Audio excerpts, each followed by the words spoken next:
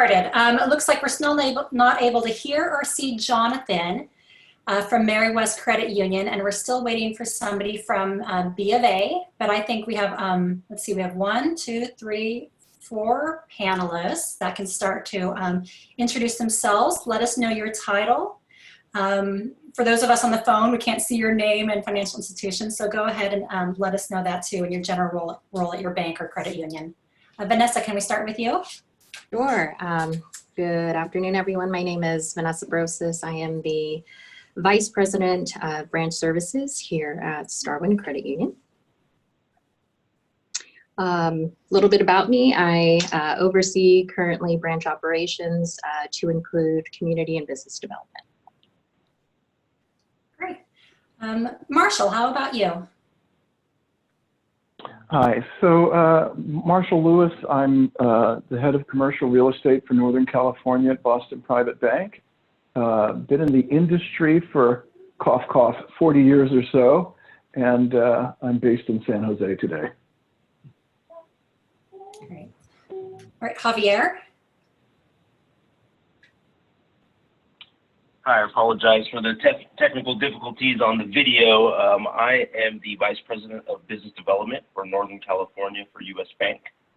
I cover all of the Silicon Valley down to San Luis Obispo territories.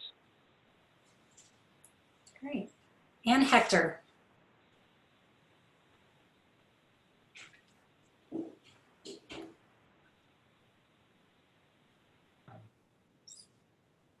Are you there, Hector, for the introduction? Seem to have lost Hector. Well, Hector is with Boston Private, and we'll have him do his introduction when he's able to connect. Jonathan, are you there yet? I am here via voice, but for whatever reason, my camera's still not connecting, even though it says my video has started. No problem. We'll take your voice. A lot of people are just joining on the calls anyhow. Jonathan, go ahead and introduce yourself. My name is Jonathan Navarro. I'm the Financial Center Manager here at our Mountain View branch. I've been with the company for about close to 3 years. Been in the financial industry for close to 15, so been a long road. But yeah.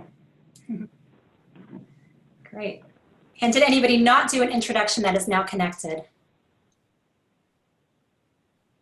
All right, let's get started. I'll just introduce myself briefly. My name is Sarah Astles. I'm the president of the board of the Downtown Association. So I'm able to connect pretty regularly with many of our small businesses in our downtown. We have 300 members. And personally, I own a business in downtown Mountain View that is a brick and mortar. And that was another reason why I was asked to moderate today, because I'm down in the financial trenches with all my neighbors. I've been closed for exactly 2 months today per city mandate. So of course I've had to navigate, the finances as well during this time. So I think a lot of the questions that our participants are going to have, I have myself. So this will be fun. So thank you so much for everybody for doing this. It's really special to have such a wide range of banks and positions here all at once. So we're able to compare the different offerings, what goes on behind the scenes that so many of us have questions about. So just want to kind of start, the first 10 minutes describing the current situation of banking. I imagined it's changed a lot. What does the current process of securing loans look like from your company's perspective today, as it is in its current situation? Vanessa, can we start with you? Sure. I want to start off by saying Starwin Credit Union is centrally located here in Santa Clara County, and our primary focus is more so on the consumer front. And so we do offer assistance to individual consumers, not so much on the business end, but I can say from a lending perspective, we are fortunate in that we're a financially sound institution who has continued to offer a variety of consumer loan products, whether it be, a regular consumer loan, credit card, and even, the larger loans such as home equity line and mortgage lines of credits. As far as the process, I think we can all agree that in this low rate environment, as well as the number of applications that we're receiving, there's a little bit of backlog, is I guess the nice way to describe it, in terms of trying to push things through. But we have that as well as the added challenges of, as we are all kind of doing these days working remotely, which may delay the process a little further. But, I think it's been great in terms of trying to figure out the new way or new norm of doing things. But we're fortunate again in that we're able to continue to provide that financial assistance in the lending aspects to our current membership. Great, thank you. Jonathan, what does the current process look like for you from your company's perspective? Lending is, we're pretty much doing business as usual now, as far as, taking in applications and everything like that. Our location here in Mountain View is still open to the public. Our back office, whether they're remote or not, most of them which are still working diligently to, be able to go ahead and ensure that all these loans are being serviced and closed in a timely manner. I will say, things have definitely slowed down as far as the member traffic and everything like that. But we are still, taking in loans, putting in applications and everything, and, trying to close them as diligently as we can. We're definitely seeing everything as far as the social distancing and everything like that being much more of a challenge nowadays, obviously, with our financial service representatives and whatnot. But we're keeping going ahead. But we definitely have seen the decline in applications. But as a company, we continue to be there for our members and those that are non-members as well. We're always taking in new members and all that. So yeah, we're just keeping it going. It's nice to hear you're not overly overwhelmed. I think a lot of us fear it's going to be such a backlog if you approach a bank now. Javier.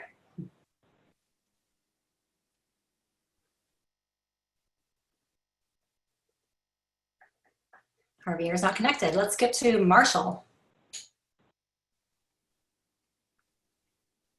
Hi, thank you. So in terms of the process right now for us, I'm reluctant to use the words business as usual because I don't think there is anything usual about the current circumstances. So we certainly, like everybody else, have been dealing with a tremendous amount of increased volume recently because of our participation in the PPP program, as well as some other helpful programs that we created for our clients. And we've just finished working through that backlog of volume. So we're prepared to accept applications again in somewhat of a routine way. But it wouldn't surprise you to find out that we're probably being selective and thoughtful about industries and different circumstances just based on the current conditions and how many unknowns there are.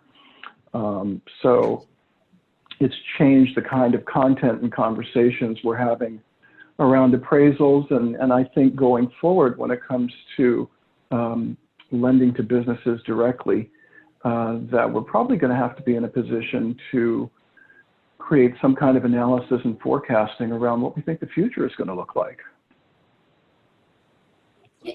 Marshall, that makes a lot of sense, and I was wondering that myself. I was kind of surprised to hear that it is business as usual. I mean, so many, you read the stats on the number of businesses that will not survive. Perhaps they were incredibly healthy with their revenue and earnings last year, but this year we don't know what the future is going to hold. So if a company comes to you and they were healthy in the past, that's a very difficult situation as a bank. Are new guidelines being currently developed, Marshall, or how are you addressing that? Yeah, so I think it's probably too early to say that there are universally any new guidelines. This is the point where, after what I would call the initial 2 months of panic and scrambling to help with the programs that were initially available, risk people are now just beginning to think through and have discussions about how to work with businesses going forward that have needs. Some of it has to be based on historical performance, but I think we're also going to have to figure out, and literally, this is not something that's been even close to completed yet, figure out how to develop reasonable projections. And some of that is going to come anecdotally from businesses that we're working with directly and others that we have experience with. Yeah, I imagine relationships are going to be key at this point. You have to kind of personally know the person, their drive, their way of doing business.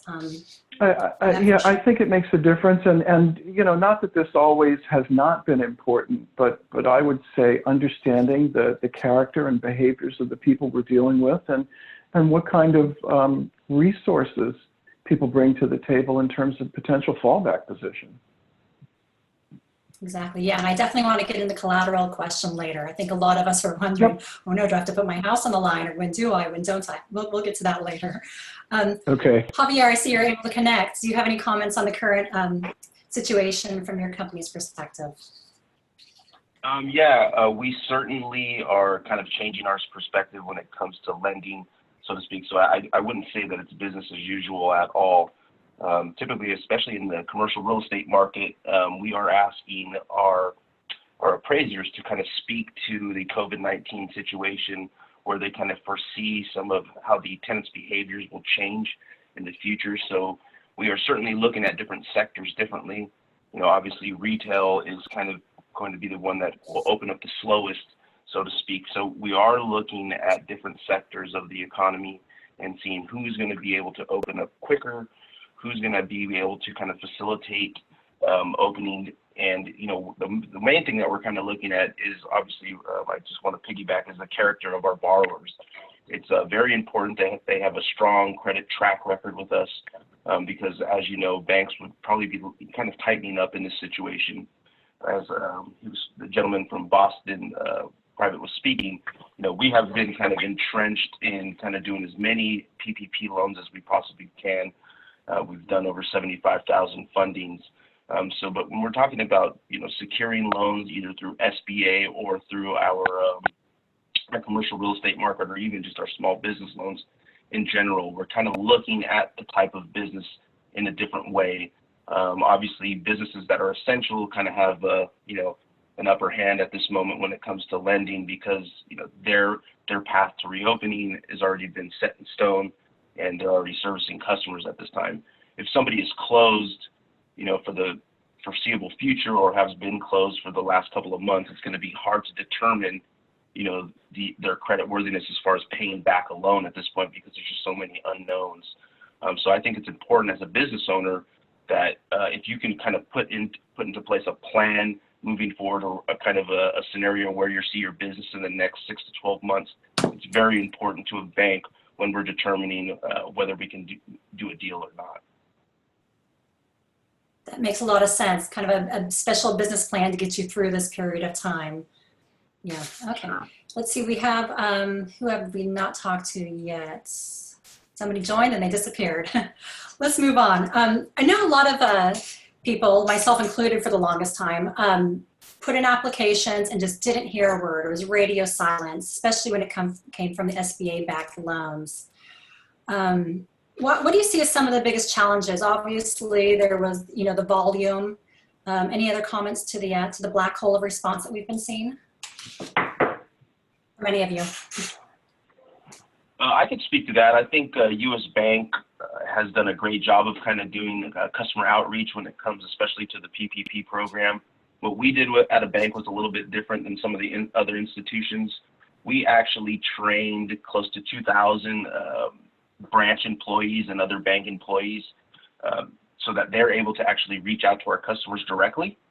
And so if the customers had questions, they had a point of contact with their banker that was actually handling their application. So it was a little bit different than some of the other institutions that I know that were kind of having some trouble with the volume. So what we did was we did a bunch of branch closures due to the COVID, and what we did was put those, you know, those bankers to work, and so that they can do some customer outreach. So for all the customers who actually, you know, provided an application to us, they did end up having a point of contact with our bank, and I think that was very important to our customers, especially in this time when, you know, it's hard to get in touch with somebody either due to branch closures or just due to the volume of applications that the SBA was seeing.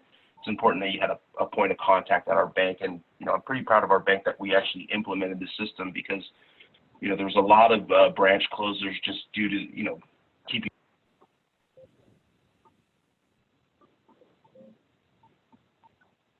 Oops, looks like we lost him.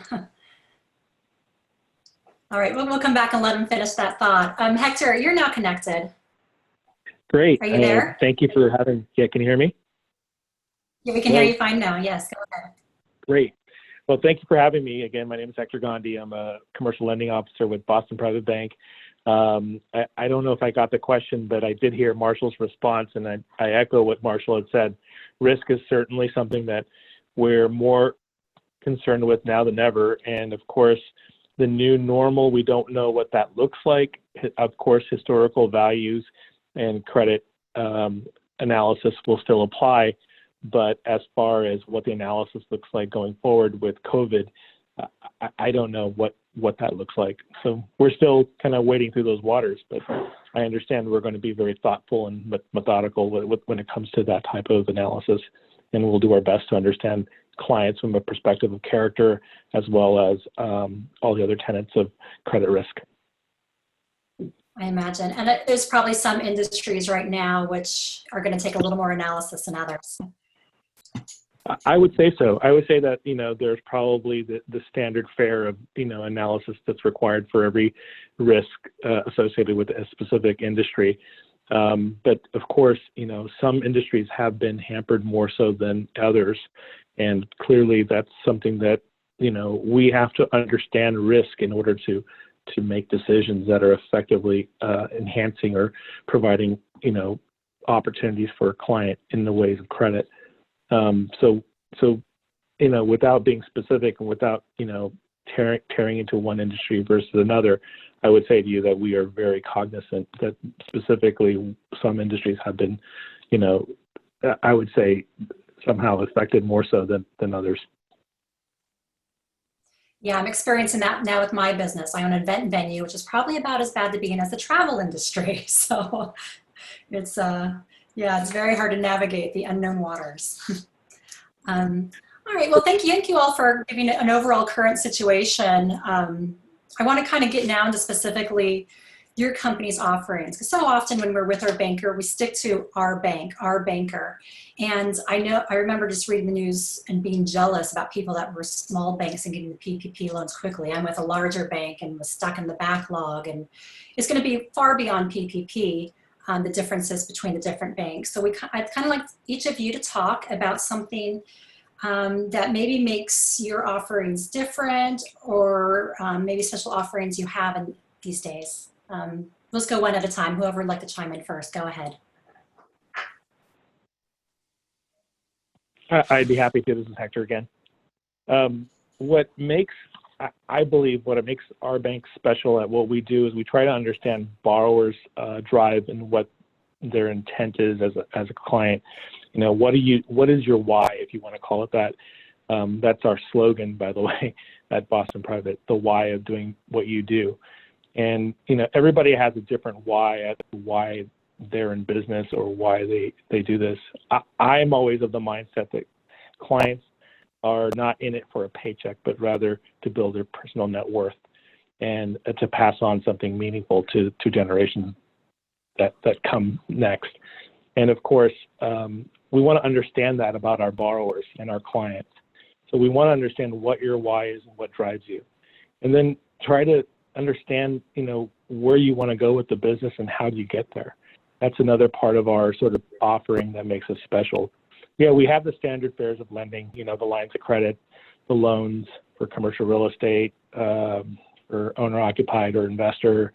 We have all the, traditional lending options available at a bank.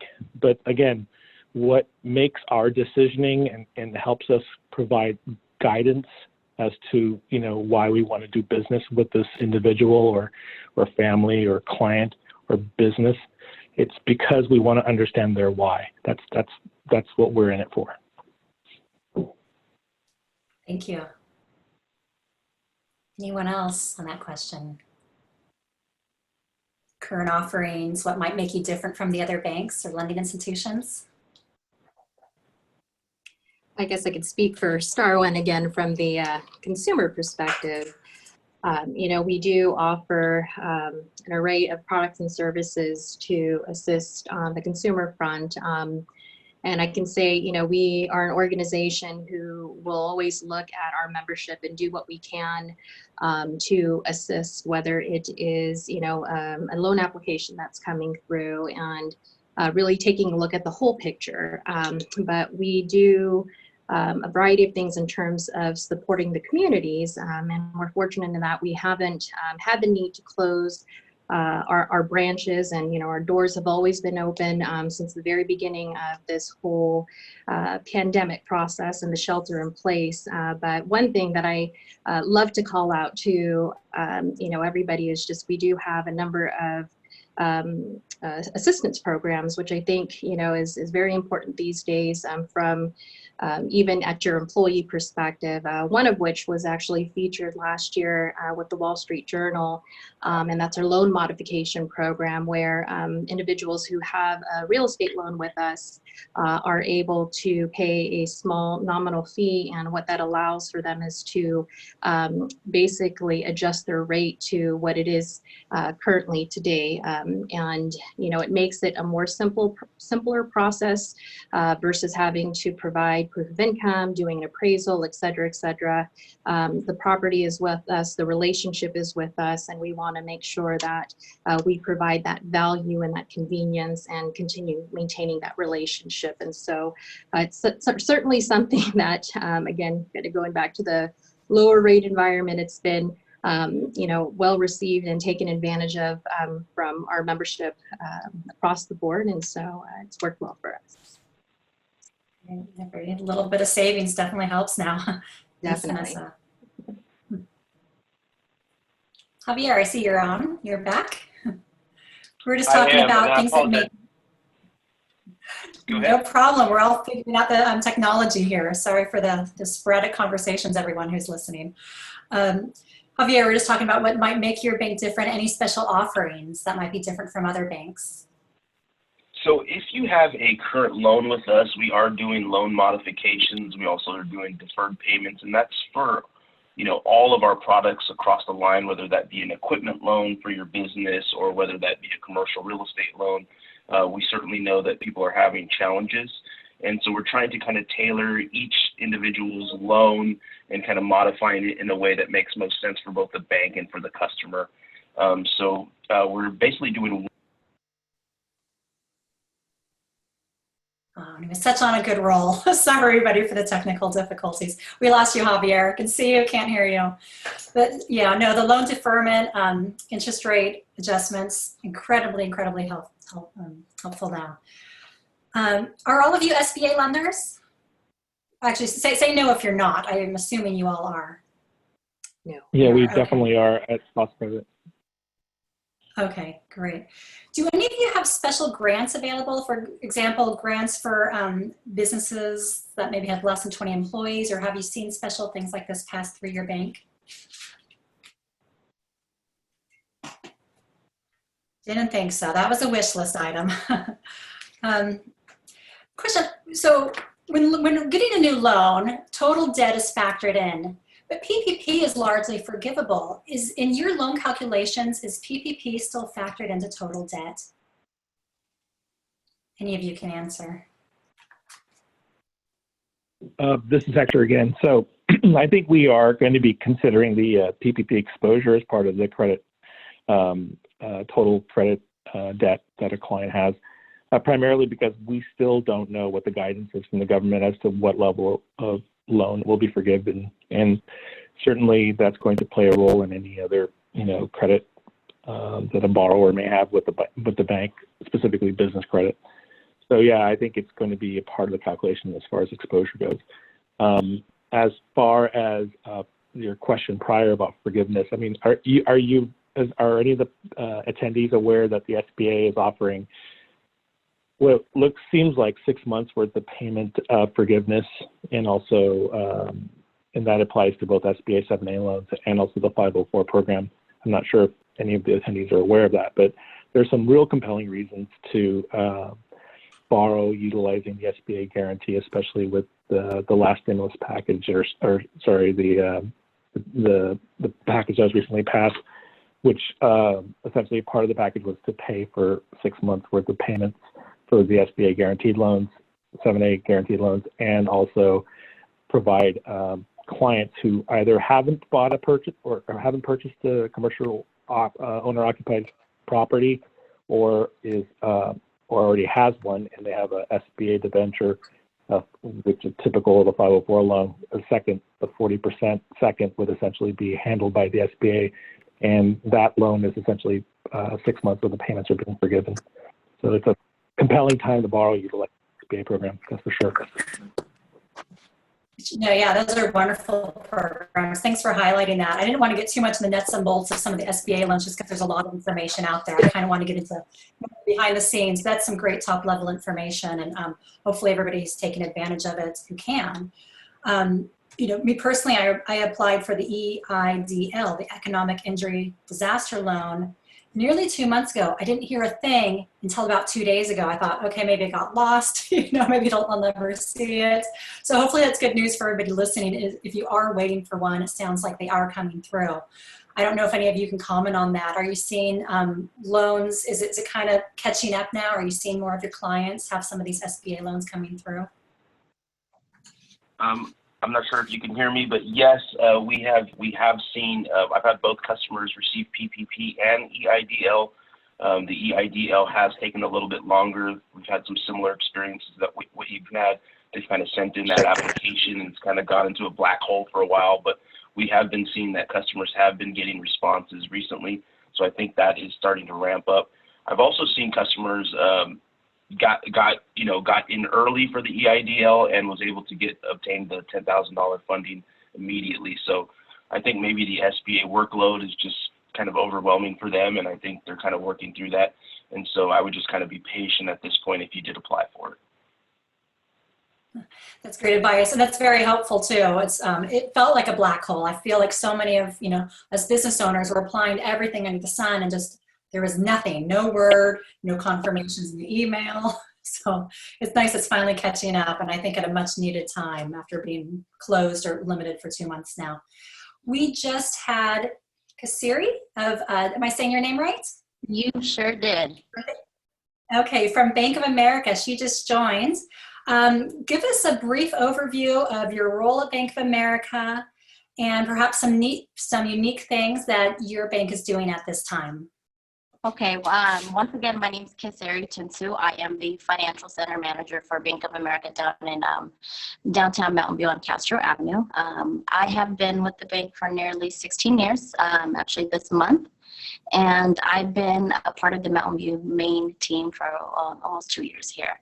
As far as being a financial center manager, my role here is really not only to support the clients, but just making sure that my team is prepared and know exactly what to do and when it comes to day-to-day transactions. But since we've been running into, as far as the pandemic with the programs that we have now to offer as far as the SBA and the PPP, we have been getting constant, tremendous amount of clients coming in. I will have to say the first 2 months, it was very challenging just because all of the, as far as the amount of support that was needed, we did not have enough staff in hand and even to support our local clients. But as of this week alone, I've seen a tremendous amount of clients coming in because they've been receiving those approvals. So far, I think we're going in the right directions. About 98% of our companies that we have been able to approve has been fewer than 100 employees. And 80% of those companies with fewer than 10 employees. So that is actually an update as of yesterday.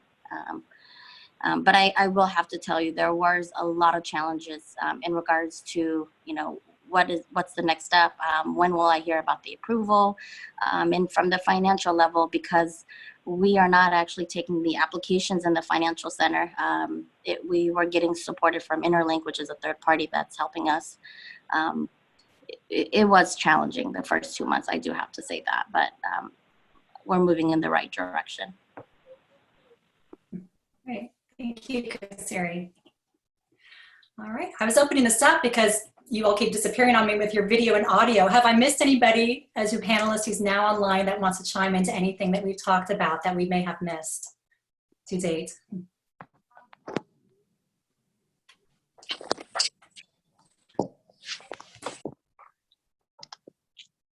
I think we're all caught up.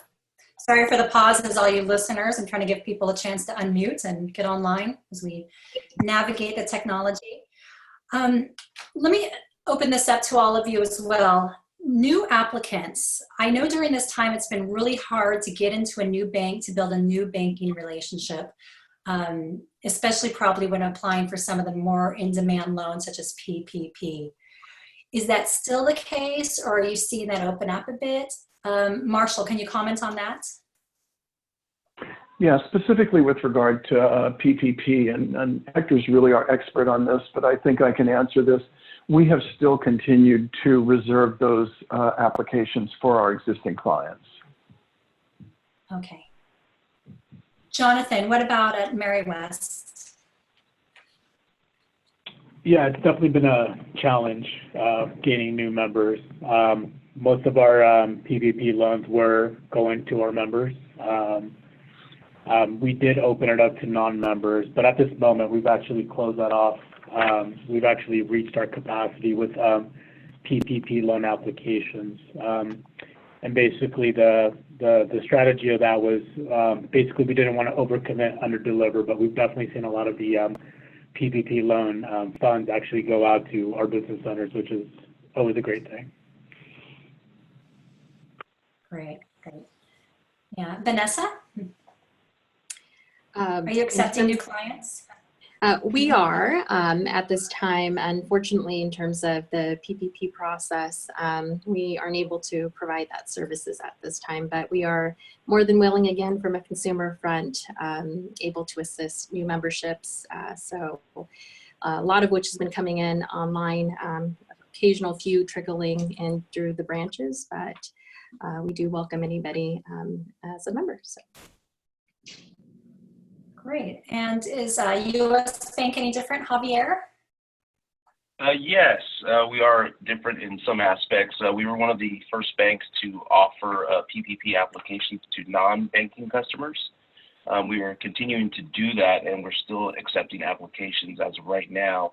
The one thing that I would tell clients or prospective clients is it is a little helpful from a processing standpoint if you are a bank customer. We've actually had quite a few customers come over from other institutions. The main reason why is from a processing standpoint is we can kind of do our know your customer due diligence in the forefront of it rather than having you upload Secretary of State documents, having us go through some of that process. So if you can do that at the branch, it makes the PPP application a lot smoother process for us if you are a customer.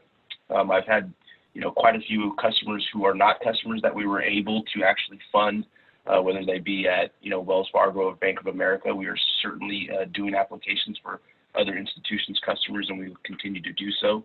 So our application process is still open. So if there's members of the Chamber of Commerce who have not obtained a loan yet through PPP, U.S. Bank is still open for business. One thing that I would say for our Chamber of Commerce members is to kind of lean on some of your trade organizations that you guys are members of. I've had quite a few clients from the Santa Clara Dental Society that have been referred to me because we've helped out several of their members. And, I think that that's a good opportunity for the Chamber as well. If there has been some success with a bank and you have a banker that you trust, maybe you should be able to refer some of those other businesses to that banker as well, because having that relationship with somebody at a bank is really important, especially at this time when, everybody has a lot of questions and it's hard to get answers sometimes. So if you have somebody that you've worked with and you feel comfortable with them, if there's other businesses that have other questions that you feel comfortable referring them to them, I think that's important at this time, especially right now. Thank you, Javier. Kasiri, how is Bank of America feeling about new clients, and especially in terms with the PPP? As of right now, we're just primarily only focusing on our existing clients. We're not taking any new applications. You actually have to have a business account with us or some type of business product or business service that was opened no later than February 15th of this year. So as of right now, just our existing clients. Great. So we talk about this black hole of applications. Is there any way to determine the application status? I know we don't want to bug our banker. Does the banker even have eyes? I'll open this up to everybody because it's probably the same no matter which bank you're with. Is there any way for the banker to see the status of the SBA applications? As of Bank of America, right now, we actually don't have a way to review the status. Everything is being done electronically via email or they're being contacted via phone call. But as of right now, we don't have a way on the financial center level to actually look up the status. Okay, so you're as blind as we are. Javier, did you have something to add to that? Yeah, fortunately for U.S. Bank, we are able to check the status of the loans. I guess what I was explaining earlier before I kind of lost connection was we have pulled out 2,000 branch employees to continue to work these applications. And so we have several team members in my group who are working on these applications. So if I have clients who I have referred to the PPP program through U.S. Bank, and they have questions surrounding their application, I can reach out to my team members here locally and say, hey, this customer applied for PPP back in, 2 weeks ago. They had a status update. They're kind of confused on what documents they need to provide at this point. And so they can pull that application directly and say, this is exactly where the application is at this point. These are the steps that the customer needs to take. And if that customer wants to provide me those documents directly, I can upload those to their applications securely for them. So we're trying to be as helpful as possible. We know that, some other banks kind of have just a complete online application, which ours is digital as well, but we do have a human touch to it. So if somebody needs kind of some hand holding while we're moving up the application through the process, we can certainly do that for them. And so if they have questions surrounding where exactly their application is, did I receive an SBA contract number to be funded, we can look that up for them. Yes, we can. Oh, okay, that's impressive. Well, let's open that question up to everybody then. I didn't realize there'd be such a difference among the different banks. Jonathan, what is Meriwest doing in that regard? As far as checking the status, it does go through our business banking department. We do have a team of business banking that pretty much, they're very responsive. As far as whether or not they have access to actually look at the status of these, I'm not 100% sure, but they're always very responsive to us and everything. So if we ever need to check a status, going through them, we're always free to do so. But other than that, I'm not 100% sure whether or not they can actually go in and actually look at the status of the loan.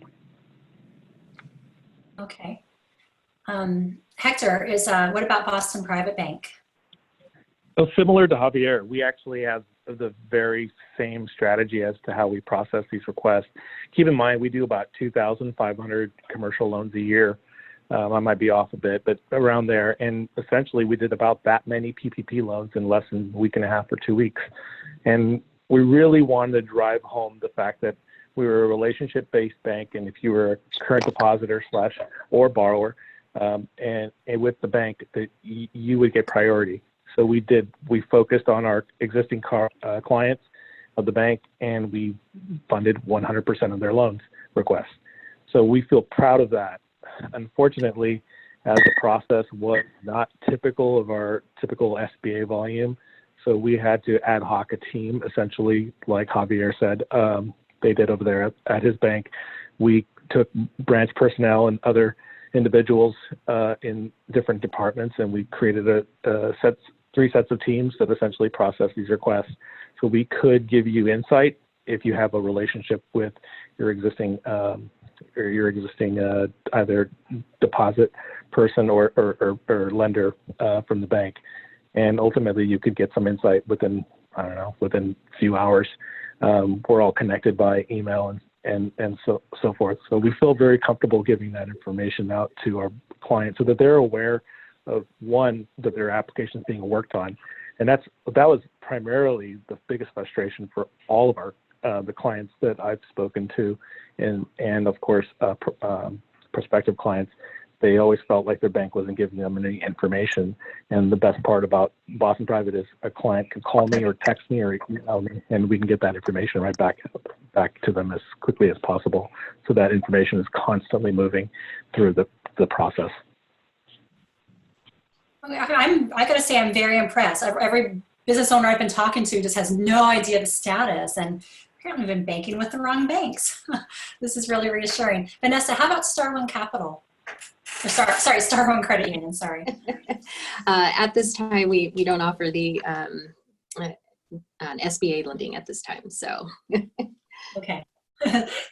Question does not apply. So, when I try to call my bank in recent times, even if it's not related to lending at all, I've been placed on hold for over an hour, and it's just been impossible to get through. I end up hanging up. It is a larger bank. Have you had the same experiences at all of your banks? Have you had to, you mentioned hiring more people for the processing. What about just for the day-to-day? Have you been able to help your clients with regular banking, or what's the situation inside your bank? What does it look like lately? Vanessa, let's start with you.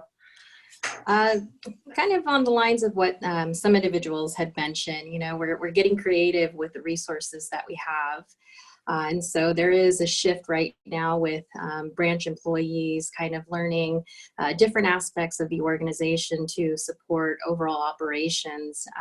We've had this heavier reliance than normal on our electronic delivery channels, which has served us well, especially during these times. But it's really, causing us to rethink the way in which we do business. And speaking from the branch perspective, just really rethinking in terms of trying to figure out how to support, social distancing expectations, as well as finding that balance of service and the health and well-being of our membership as well as our employees. So definitely a different time, but we've adapted well, all things considered.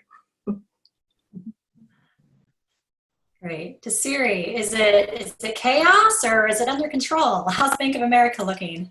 I will say we have it under control. I can say within the last 2 weeks, we've been seeing a tremendous spike in clients coming in because of the EDD and as far as with the unemployment. Now and the stimulus checks, those have been coming in.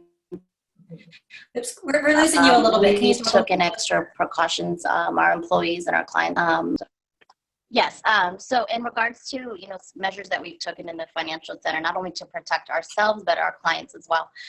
So every client, every associate must have a mask when they're coming in. We are doing the 6 feet distancing, and we are monitoring that. We're not allowing more than 10 clients to come inside the financial center. Our cash capable associates, or if even the bankers who are not handling cash, they're still required to have a plexiglass. They're required to wear gloves. However, from the client's perspective, as far as what we're doing to as far as deferred payments from mortgages to home loan to lending opportunities like credit cards and auto loans, in regards to just avoiding some accounts may have requirements. We've been providing services to make sure that they are not having those requirements. So we're really here just trying to help our clients through this tough time, and we're making almost everything possible for them. And as far as our team that are considered high risk, they're working from home and to answer clients, because we are getting a lot of phone calls as well. We deployed it out cell phones, we deployed it out laptops where they can take these calls from home, and they're still working. Great. Since we found some good solutions. I noticed one thing my bank has done is made it easier to do online banking. I went to deposit a check, and usually the limit's pretty low with what I can deposit on the phone. So I could deposit a $100,000 check. So awesome. So it sounds like there's been some workarounds to try to encourage people to bank online as well. Yeah, Javier, you said you hired a few extra people on the loan side. What about just the day-to-day banking operations? Is it overwhelm? Long hold times? How do you feel? U.S. Bank. Oh, you're mute. Muted. Still muted. Let's jump to okay, you're unmuted. I think I'm off now. Sorry about that. I think we do a good job of, we have strategically placed business bankers They primarily, they have offices that they work at. They don't work at the branch. They have cell phone numbers that you should be able to text. I think that's important that during this time, you should not be calling just a typical branch to kind of getting, especially if you're a business owner, you should have a relationship with some sort of business specialist or a business development officer like myself, or a relationship manager that kind of handles some of our larger clients. But you should be able to send a simple text to somebody saying, hey, this is a situation that I'm having. This is kind of what issues I'm running into, or I need you to check on something. All business customers should have some sort of relationship like that with a banker. We do have branches that we have, businesses that can go in and do deposits, et cetera. But if there's a day-to-day need or it's questions that you have, you should be able to either to email somebody that you have a relationship with, you should be able to text them or call them on their cell phone. I think times of, this isn't a time where we want customers to be on hold for an hour, 2 hours at a time, waiting for 48-hour turnaround times on a callback. I mean, building relationships with a bank is very important for every business owner, and you should have somebody dedicated to you, whether it's in a branch or whether it's a business specialist or a development officer like myself, that you can email directly, text, or call. We do not want any customers, waiting on hold and kind of stewing with their questions up in the air. You should be able to get a response for somebody within a couple of hours. And whether that be just via email or a text message, somebody should respond to you right away. And that's kind of how we want to do business. We like to be out in the community. I mean, unfortunately, I'm stuck at working from home, but typically I'm meeting with customers at their place of business, not meeting them at the branch or trying to figure out a time within the 9 to 4 window to meet you. If it's something after hours that we have to meet a customer to do, we will do that. If it's a site visit that we have to do, we will drive out and meet them. If it's a loan signing that we need to do after hours, we will do that. That's important to our bank, is kind of tailor our approach to our customers' needs, not just kind of have you calling a 1-800 number and waiting on the phone. If there's a point where someone has to call a 1-800 number to do that, that should be us doing that for you, not you, taking time out of your day to do that. Right. That's a lead into my next question. It's so important to have the relationship with your banker, as you just expressed. What about for those of us that hardly ever had to go to the bank in the past? We never needed loans. We never needed that hand-holding. Now suddenly we're stuck without a banking relationship. How do you initially build that relationship, especially at a time like this? What is the best approach? Can you comment on that? Sure. If I could just piggyback on what I was saying earlier, you guys are members of the Mountain View Chamber of Commerce. You should have other people. You should be able to reach out to the Mountain View Chamber of Commerce, and they should have somebody that they can refer you to. The Mountain View Chamber of Commerce is one of our customers, and so if somebody reached out to Peter and said, "Hey, I have a few needs as far as my banking is concerned. Do you have anybody that I can reach out to and speak to?" I would certainly lean on the trade organizations that we are a part of, and try to get someone that somebody else trusts, so that they can help you out. If you work at a bank and or if you're working with a bank and you're trying to reach somebody, I would actually, maybe talk to some other local businesses, see who they're working with, see what type of relationship they have with their banker, because that's really important, especially right now where we have a lot of people working from home. It is difficult just to walk into a bank and say, "Hey, I need to speak to a commercial loan officer." That's difficult at this point. But if you have other businesses that are kind of in the same, having the same needs as you and kind of running into the same challenges, I would reach out to them. Reach out to the Mountain View Chamber of Commerce. Reach out to the Silicon Dental Society if you're, a member of that chamber and you're a dentist. I mean, I think it's very important that you have some sort of strong relationship with a banker. So if you haven't, had that relationship in the past, speak to other like businesses, see who they work with, see who they trust, and then reach out to them for help. I think that's really important right now. Power referrals. That makes a lot of sense. Jonathan, can you talk a little bit about both of those items? Absolutely. So most of our members, we actually have been seeing a lot of members, such as the ones you speak of, who don't necessarily come in here on a daily basis or weekly basis, so to say. A lot of them have actually been migrating towards our appointment system that we offer to them online. whether it's to sit down with someone or get some advice from someone, or meet with a wealth advisor of some sort. A lot of them have actually been migrating towards that. And just to kind of piggy bank on, I forget your name, but I know you work for U.S. Bank. But like he says, most of our banking is relationship based. So as far as the folks that do come in here on a day-to-day or weekly basis or whatever, most of them do have a established relationship with a banker inside of the branch that can easily pick up a phone and call them directly or shoot them an email and say, hey, I wanted to come in and take care of so-and-so, can you take care of me? Most of our strategies are based off of setting appointments and everything, just so that we can better control our traffic. And so far, it's actually worked really well. So. Great. Hector, how is it looking over at Boston Private Bank with the relationship building? Well, it's a great question. I mean, frankly, I think we've all realized now more than ever that relationships make a big difference when it comes to both a borrowing relationship for the bank and for the borrower and the client, and also from the depository standpoint. I mean, like you said earlier, a $100,000 deposit can now be made over the phone. Prior, probably the limit was set to 10,000 or something small like that, which for some borrowers or for some clients, that's not a number that they can work with through a mobile deposit system. So post-pandemic, I think we've all learned that technology could be a friend in these scenarios. Some of the things that we've done now to help cater to better relationships is allowing people to do just that, access better technology. And we've made a tremendous effort in investing in our technology so that you have the access to your depository accounts and also your lending options as quickly as anything should be made available to you through your phone and what have you.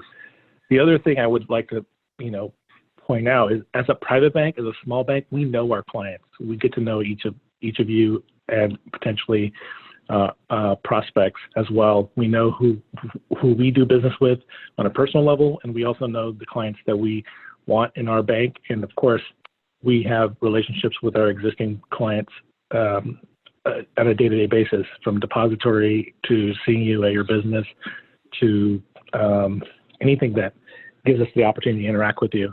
So I think Boston Private really puts a huge emphasis on service, and technology is part of that sort of obligation to our clients. And I think we also do as much as possible when it comes to helping our borrowers not face those hardships, like being on hold and being on a phone call trying to get information, when in actuality they can easily get that information from their relationship, whether it's through a deposit person at the branch or a commercial loan officer at an office. So we, like I said, it's our focus is trying to go after the best service possible for our clients. I think Marshall can add some more color to this.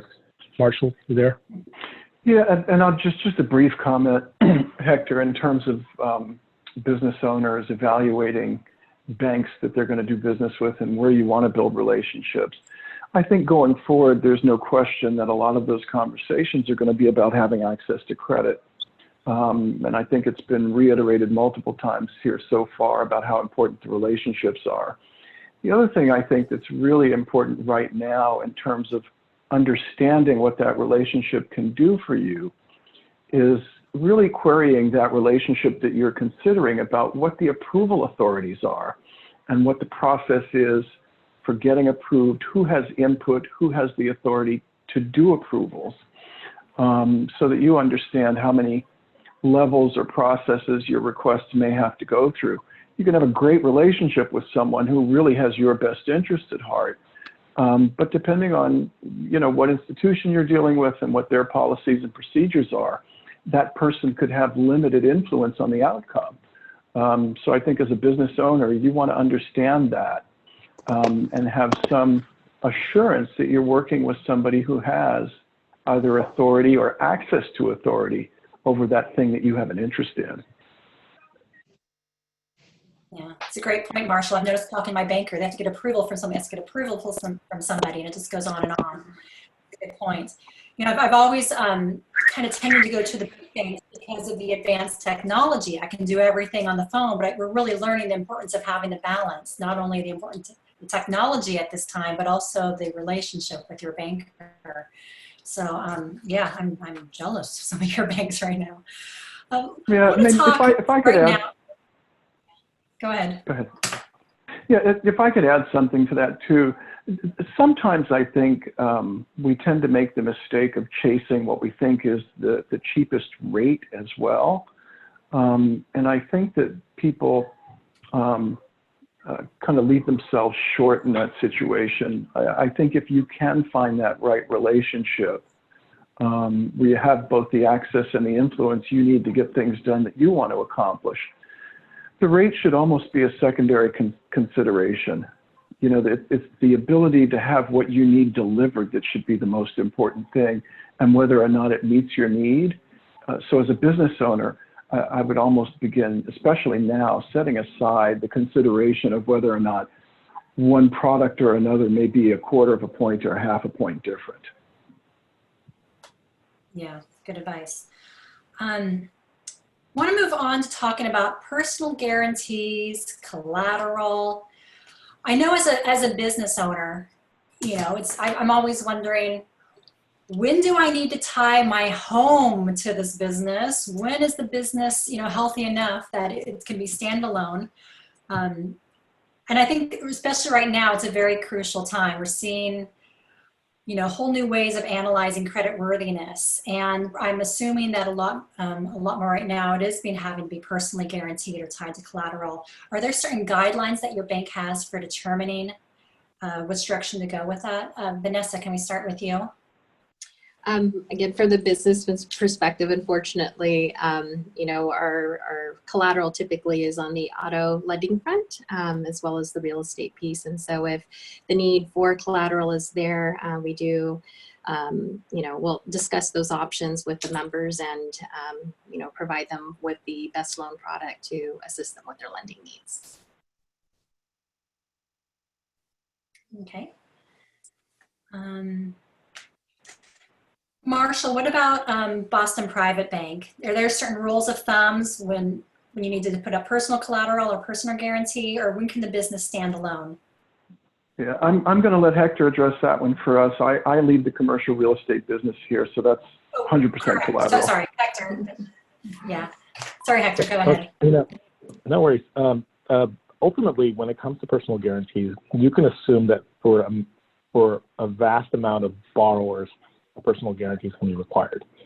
There are, of course, circumstances where a personal guarantee makes no sense whatsoever.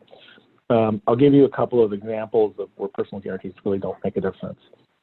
Your ownership percentage is minimal, and it's probably a group of individuals. For instance, an anesthesiology group of 2% owners per person in an entire group. It makes no sense to have one individual as a personal guarantor and the others not. So that's one scenario. Another is, you know, when you have a secondary governing body of some sort, a board, or maybe it's a person that's deceased and maybe they have relinquished those authorities to a CPA, a lawyer, and a few other people that make decisions together. So in those scenarios, it probably doesn't dictate a requirement for PGs. And then, of course, when it comes to personal guarantees, just to be clear, what you're doing is you're always going to be pledging. If you're a corporate entity, you're always going to be pledging the assets in the company as part of your borrowing relationship. The collateral is going to be accounts receivables, inventory, general UCCs, and equipment.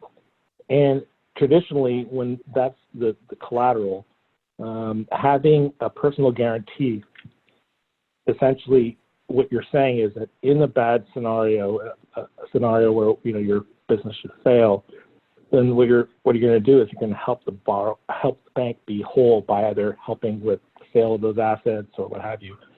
So all we want as a bank is to want to be made whole.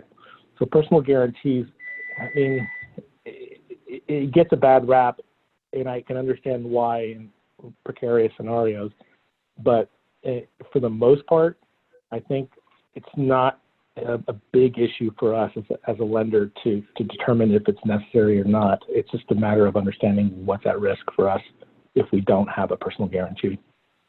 That's kind of like a general answer.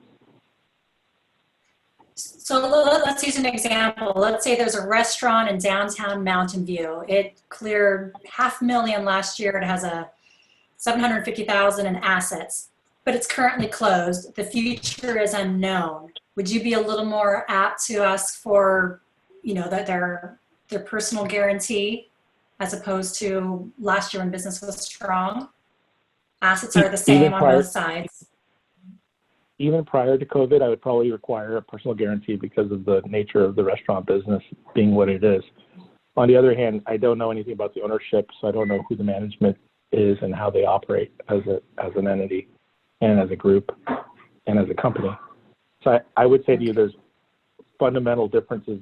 There's a lot of necessity for information to understand what risk that's in play. But I mean, ultimately, higher quality collateral can always supplant a personal guarantor, such as real estate and what have you. But generally speaking, I mean, post-COVID, pre-COVID, personal guarantees for the restaurant industry is almost a guarantee. Mm-hmm.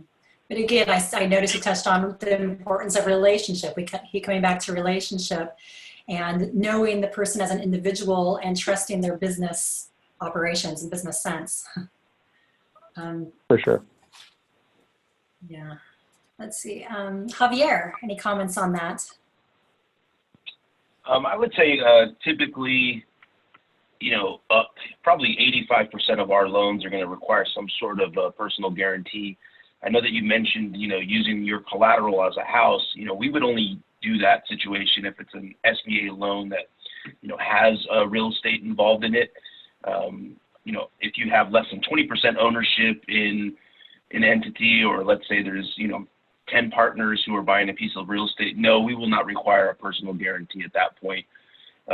There's other collateral that business owners can use as well. If they have another, business that they own that might have a piece of real estate involved with it, or they have several other locations, we can use those locations for the guarantee rather than a personal guarantee. But I would say I think it's in general, and I think probably everybody else on the panel would agree with me. If somebody is getting a loan from a bank, we're going to require a personal guarantee just for the safety of the bank, so to speak. We're not going to, tie that to your home or anything, but let's say I think we can all agree that, 90% to 95% of all loans, done at institutions for small business are going to require a personal guarantee. Typically the loans that don't require a personal guarantee would be, a commercial real estate loan when you're buying a, $40 million property and you have, multiple entities that are guaranteeing that loan. So I would say that, across the board, any type of small business, probably up to $50 million in gross sales is going to require a personal guarantee. And if anybody else wants to add to that, I think that'd probably be a general assumption for everybody on the panel. Yeah, and you touched on one of our participants' questions. He opened it up to everybody, wanting to know whether or not a construction loan can be obtained without a personal guarantee other than a set amount in an account. So if so, what would the percentage be required for the construction loan amounts? And let's see, Marshall, you're probably a good one to address that. Yeah, we consider construction lending some of our most riskiest in the commercial real estate business, and I have not seen us offer construction lending without a guarantee unless there's really some very fractured ownership where it's not appropriate. Okay. Yeah, I would agree with does anybody Marshall else on have that. a comment? Yeah, I would agree with Marshall on that. Typically all construction loans are going to require some form of personal guarantee. The only reason why we wouldn't do that, so to speak, if it's 6 to 10 partners or a fractured entity like he was saying, that would be the only time that we probably wouldn't require a personal guarantee. There's some other guarantees that we could do though. If you have substantial amount of cash that you'd like to guarantee the loan with, I mean, we can use that as well. maybe like a CD with a bank, we could possibly do that as in lieu of a personal guarantee. But generally, you're going to see a personal guarantee across the board. And what percentage of the loan amount does that need to cover? Typically, it would be anywhere from, I would say, anywhere from 30 to 50%. Okay. Well, maybe we could clarify the question. Was the question how much of a loan would a personal guarantee typically cover? I guess you could ask it in either way. Okay. Well, if that was the question, the answer is 100%. So Okay. when you're required to personally guarantee something, you're guaranteeing the whole thing. There is not a, now, are there situations where that could be negotiable? Of course there are. There are always exceptions. But as a rule, when you're going to guarantee something, you're guaranteeing 100% of what you're borrowing. That makes sense. I think the question is more, what percentage of the loan amount would you need to cover? Would you be about the 40 to 50% range as well? No, not if I'm understanding the question right. If a loan is for $1 million and we're requiring a personal guarantee, the personal guarantee is going to be for $1 million. Okay. What is the percentage required in the CD? In the case of the CD, what percentage? Yeah, if somebody were pledging a CD that was equal to the amount that they were borrowing, is that? I mean, we're getting into a lot of nuance here. Sorry, it was a participant question, so I'm yeah trying to address. So yeah, I mean, you can borrow against. I mean, you're essentially borrowing against cash when you pledge a CD as collateral, right? And I think in most cases you're up into the 90 to 100% range where you could borrow against that cash. Okay. Okay. Let's move on from the collateral question. I have one more general question, then I want to move on to some of the more specific Q&A. I feel like a lot of you have answered this pretty thoroughly, but can you talk a little bit more about the resources for businesses? Anything else that you may have missed, which is a good resource for business at this time? And then also post-pandemic? Yeah, I would certainly, this is Hector again from Boston Private. I would certainly reach out to the NorCal FDC. NorCal FDC is a state guarantee program. I feel very comfortable utilizing their sort of insurance, if you will, on the loans that Boston Private offers. Ultimately, it's a great way to, reduce risk when you have a scenario where, the bank may not feel completely comfortable with the loan in some way or some fashion. Another thing that I would also recommend is deal structure. Whenever you find that a deal may not work well for the bank's appetite based on whatever factors or, post-COVID, whatever, I mean, you can get creative. You can actually do something along the lines where maybe you put a debt reserve of 12 months as part of the collateral. Maybe you add additional collateral in the form of personal real estate if that's even available to you. There are many ways to make a bank feel more comfortable with the deal. Sometimes you have to help the banker understand what you're willing to do to get the loan done. And I have to say that in my experience, I've learned that not a lot of clients get that tutelage from their banker. So that's something that I would really highly recommend having, a discussion, an open and frank discussion around what you want to contribute to mitigating risk that the bank is seeing in this deal. And like I said, there are other sources of, besides the SBA, like the state program through the iBank. Another program that's, I think, extremely important to consider is in major metropolitan areas like Boston and LA, there are these sort of county-sponsored programs that offer some sort of assistance, whether it's disaster relief or something to that effect. I think we have one in San Francisco as well, and again, it may be available through the county offices. I just don't know which area would service which area the attendees on this call. Okay, thank you. No, those are some good additions. Jonathan, do you have anything to add about business resources that we may have missed already? No, I think that we're all pretty much covered as far as what we have to offer here at Meriwest as well. Okay. Vanessa, did we miss anything from you about offering to help businesses like now or after post-pandemic when things are just revving up again? No, I think We're so slow. we're covered. I think we're covered. Okay. All right. Kasiri?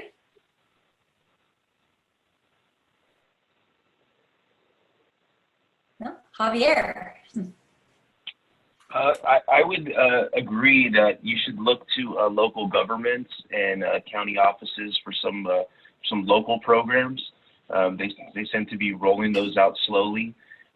Also, we do hear. Have you seen any? Sorry, let me interrupt because we're in Santa Clara County.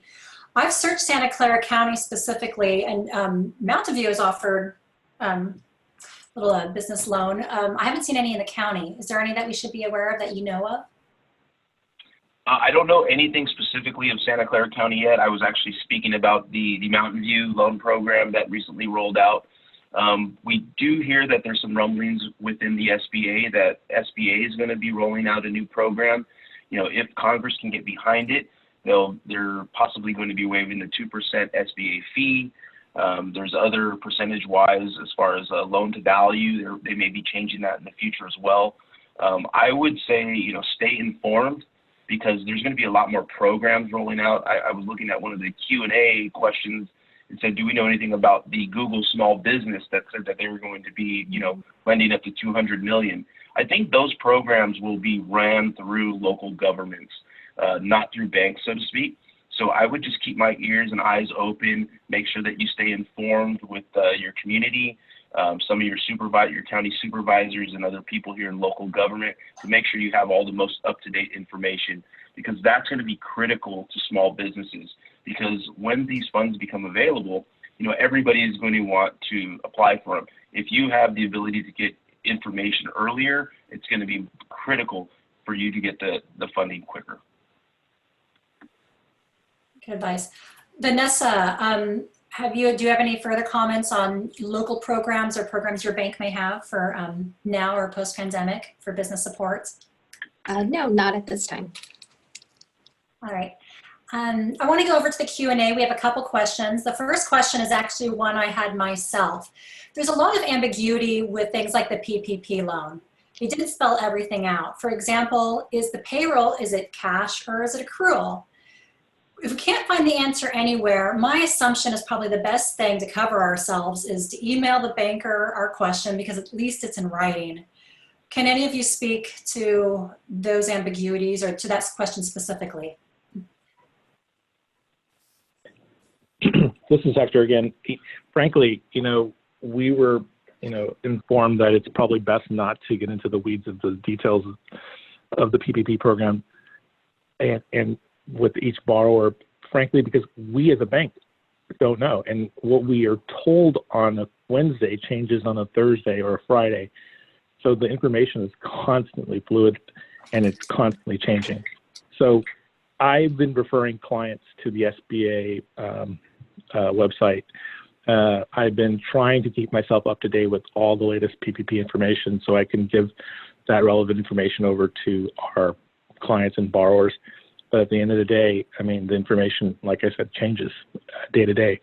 So I'm referring clients to the SBA website or their CPA, accountant, and or legal counsel. I just can't understand why we haven't been able to get these types of details out, and primarily because this is a very unique time. I suspect that, you know, they require a little bit of latitude, but I still think it's very frustrating for a business owner in these times not to know what those specific rules will be if they want their loan forgiven. I imagine it's frustrating on all sides.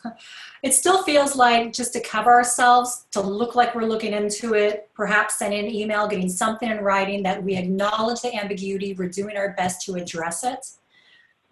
Jonathan, how do you feel about that? Just putting something in writing, even if there's an ambiguity, even if the bank can't acknowledge it.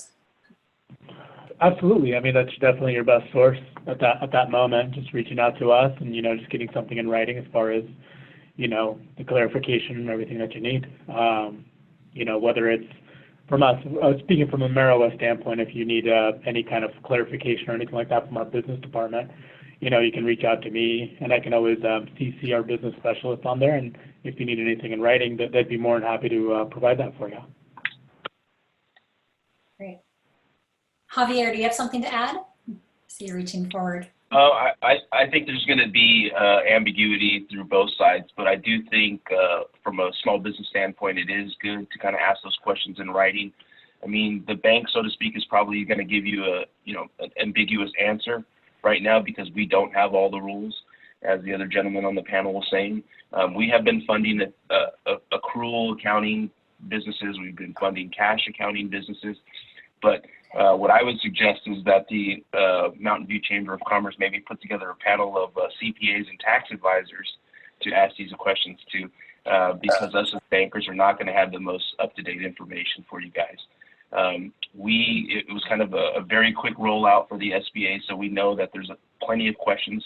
What we are suggesting what I'm suggesting to my customers, I read an article on the Silicon Valley Business Journal, is to keep a separate account for your PPP. So if you did get funded through the PPP, I am suggesting that customers create a separate account, transfer those funds into the PPP, so that you're able to track every single penny of that fund and what it was used for. So when it comes to tax time, you can provide those statements to your CPA or tax advisor and say, this is what I was approved for PPE.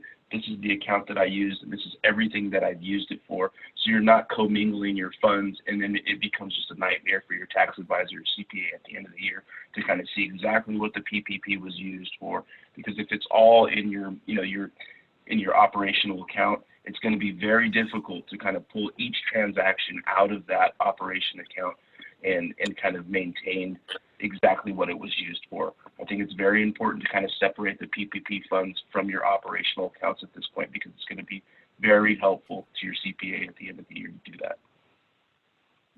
That's a really good tip. And then the goal here was not to get into the details of any of the CBA loans. That's a whole nother webinar. But little tips like that from bankers, I think, are extremely helpful. We only have 4 minutes left until we wrap up. Is there any tips, like the one we just heard from Javier or from you throughout this panel, that you would like to share to our community, to our small business owners, to those looking for resources now or later that may be helpful? Vanessa, did you have anything to add before we close up? I'm sure all the banks and as well as credit unions on the panel, we're here to, serve the community, whether at the individual level or at the business level. And, I wish everybody the best of luck through this whole process. And, we're a community, we'll get through this together. And I just, again, wish everybody the best. Great, thank you. We do have a couple questions that have come through on the chat to all panelists that you all can view, and maybe just on your own, if you could write a little comment. There was one specifically about the CD that was sent at 1:16, and one just came in as well about timelines on the PPP. I don't really have a couple minutes left, so maybe just in your own time you could reply to those chats. But before we wrap up, Jonathan, anything to add? Just to piggyback on Star One's message, we're here for our members, here for anyone curious as to, what our membership, being a member of Meriwest entails. We're here for our community. Anything you folks need financially, any kind of financial guidance and all that good stuff, we're here to help. We actually have some webinars from some of our certified financial planners that I urge you to go to our website and check out. It's one of those things that, this market's very volatile. It's an economy that's, it's very hard to grasp at this very moment. So I definitely encourage each and every one of you to, check that out today. There's one tonight, and every time we do have one, we do update our website. So feel free to check those out. Thanks, Jonathan. Kasiri, on to you. Anything to add? Last minute tips or advice? I think the most important thing is just making sure that we, we're being proactive by reaching out to our clients, but come down to the local branch or go online to bankofamerica.com/SB resources that will provide you a lot of information on what we can do. Or feel free to come in. We're really here to support our clients. We understand this is a tough time, and we want to be there to help our clients.